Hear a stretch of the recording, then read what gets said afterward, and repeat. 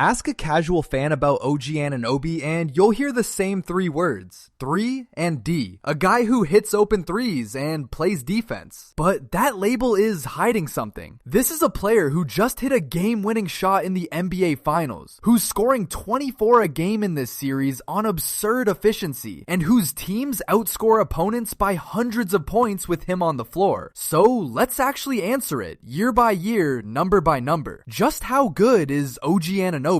Here's the plan. We'll walk his whole career arc, from a raw rookie defender to a two-way star. We'll look at the shooting and the defense that define him. Then, the one stat that quietly screams how valuable he is. And finally, the finals run that's forcing everyone to re-rate him in real time. Everything here is verified. Let's start at the beginning. This is Game is Culture. If you like players broken down by the numbers instead of the narrative, hit subscribe. We're chasing 1,000. It's free and it genuinely helps. Now, the climb. The slow, relentless climb. Look at his scoring, season by season. He entered the league at under 6 points a game, a defensive specialist drafted 23rd overall. Then it climbs almost every single year. 10, then 16, then 17, all the way to a career-high 18 a game. This isn't the player who arrived. It's a player who was built, one offseason at a time. And that's the first thing people miss. OG wasn't a prospect handed a featured role. He was the 23rd pick, drafted to defend, who added a real piece to his game every year. A reliable three, then off the dribble scoring, then playmaking. Most role players plateau. He just kept compounding, quietly, until one day he was a star, and nobody noticed the exact moment it happened.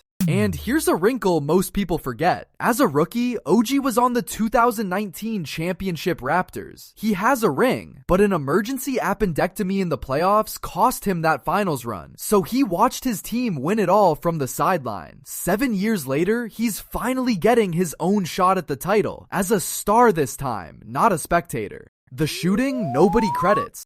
Start with the offense, because it's better than his reputation. This season, he shot 39% from 3 on real volume, and posted a true shooting of 62%, the most efficient year of his entire career. He's not just a catch-and-shoot guy anymore. He scores efficiently from all 3 levels, and he does it without needing plays run for him. 62% true shooting is a number you associate with efficient bigs, not wings who guard the other team's best player all night. That's the magic of his offense. It's low maintenance. He doesn't dominate the ball. He doesn't need 20 shots. He just spaces the floor, attacks closeouts, and finishes at a high clip. That's the perfect complement to a star like Brunson. Now the other end, because the defense is the foundation. OG averages a steal and a half to nearly 2 a game for his career, with one of his best seasons hitting 128 steals. But the steals undersell it. His real value is versatility. At 6'7" and chiseled, he guards point guards, wings, and power forwards, often the toughest assignment on the floor, switching across 1 through 4 without a drop-off. That's the rarest skill in basketball.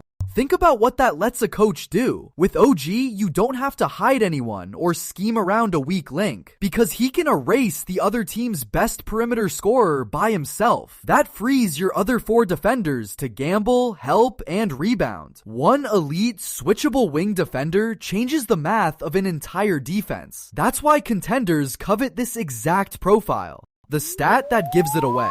Here's the number that quietly proves it all, plus minus, how much his team outscores opponents with him on the floor. Plus 390, plus 301, and this season, plus 407. Year after year, his teams are dramatically better with him playing. You don't post numbers like that as a role player. You post them as a winning player. Plus minus can be noisy in a single game, but over full seasons, this consistent and this large, it's signal. It's telling you that the simple act of OG being on the court tilts games. He doesn't need the ball to do it. He defends the best player, knocks down his threes, and the scoreboard moves in his team's favor. That is the definition of a high-impact, low-ego star.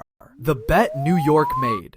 New York saw all of this. In December of 2023, they traded for him, giving up RJ Barrett and Emmanuel Quickley to get him. Then they handed him a contract worth around $212 million.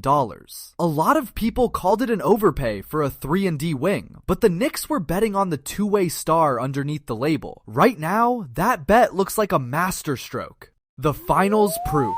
And this finals is the answer to the whole question. OG is averaging almost 24 points a game on a true shooting of 77%. Read that again. 77%. He has been the single most efficient scorer in the entire NBA Finals, the supposed role player, outshining the stars on both teams. And then the moment. In Game 4, with the Knicks completing the largest comeback in finals history, it was OG Anunoby who tipped in the game winner with 1.2 seconds left. The quiet two-way wing soaring through the air to win the biggest game of the year and putting himself squarely in the finals MVP conversation. That is not a role player's moment. That's a star's. So how good is he? So here's the honest verdict. OG Anunoby is not a 25-shot, ball-dominant superstar, and he doesn't need to be. He is something rarer and more valuable to a contender. A genuine two-way star, an elite, switchable defender who also scores at superstar efficiency. The 3-and-D label was never wrong. It was just incomplete. The full picture is a winning player who tilts every game he plays, and who just proved it on the biggest stage there is. So I'll ask you, after the career climb, the elite efficiency, the plus 400 impact, and a finals game winner, is OG Anunoby a star, or is he still somehow underrated? Tell me below, and if you want more players broken down by what the numbers actually say, subscribe and join the family.